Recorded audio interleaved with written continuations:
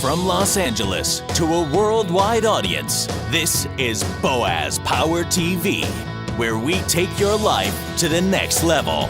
Now, internationally known speaker and author, here's Boaz. Hi, welcome to the Power Show. You are part of the Power Nation, and I'm so glad you're here. Because here we help you improve your attitude, your relationships, your finances, and your career as we take your life to the next level. This is episode number 263 on Boaz Power TV, and I call this message, It's Just a Lot of Committee Meetings. When my family immigrated to America in 1956 from Israel, I was 9 years old at the time.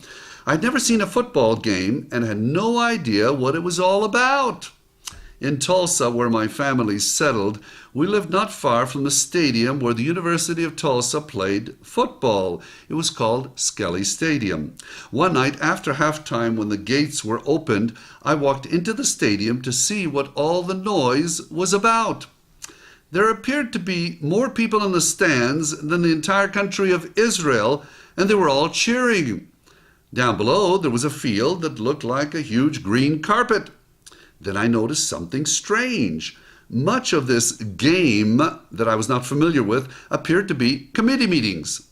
Most of the contest consisted of two committees meeting in circles and talking.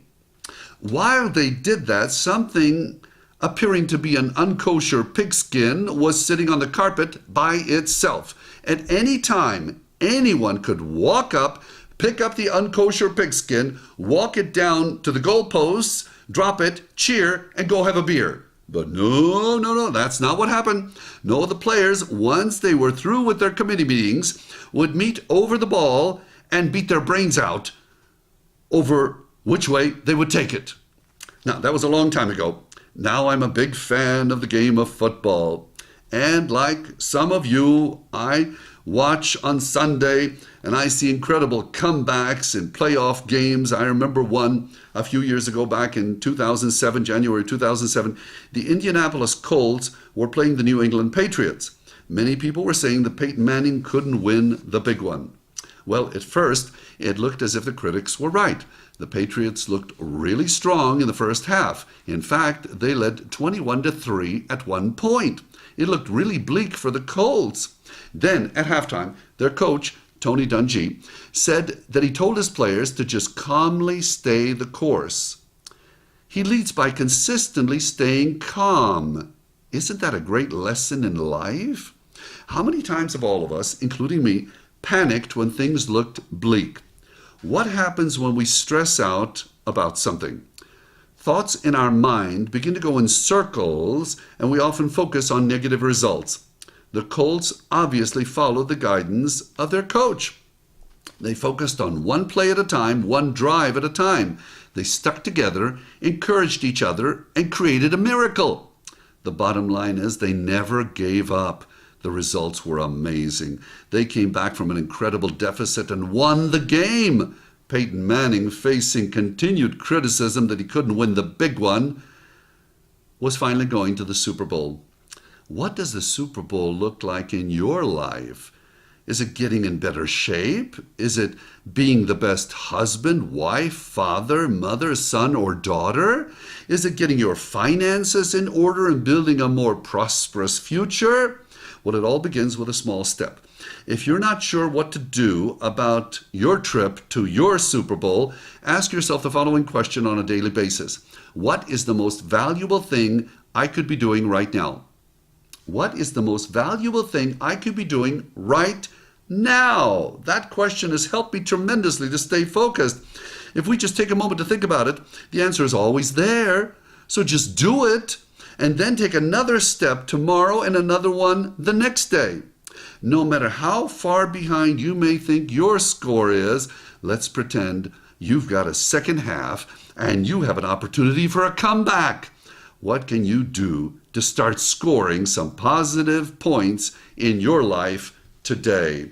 And let me tell you how I scored some positive points in my finances a few years ago when things had gotten out of hand. I'd used credit cards too much, maxed out, all kinds of problems with money. Here's what I did. Number one, I lowered my expenses. For a while, I lowered my expenses, lived a little below my means, started paying in cash. Cash, it's old-fashioned, but it works. Start paying cash. If I can't afford something, don't charge it. Don't charge it. Then I started working at paying off my debts with the smallest one first. I got to tell you, there's lots of power in paying off your debts and being debt-free. And then number 4, I started saving some cash. Saving money, saving cash gives you power, it gives you your power back. I'm so delighted that you are here with me. The affirmation for this episode of Boaz Power TV is a game-winning affirmation. You may want to write it down. I do the most valuable thing every day to help myself become a champion. I do the most valuable thing every day to help myself become a champion. Thank you for joining me. If you like these messages, and many people do, please forward this to someone you know. Suggest they go to my website, boazpower.com, where they can also subscribe to the free weekly broadcast on Boaz Power TV. You are special, you are unique, you are destined for greatness, and I believe you're focusing on the most valuable thing you should be doing so you can go to your own Super Bowl. I see it in you. You are a champion. Have a powerful day. This has been Boaz Power TV. To comment, see other episodes, or to subscribe to this free broadcast, go to our blog at boazpower.com. That's boazpower.com. We're here to take your life to the next level.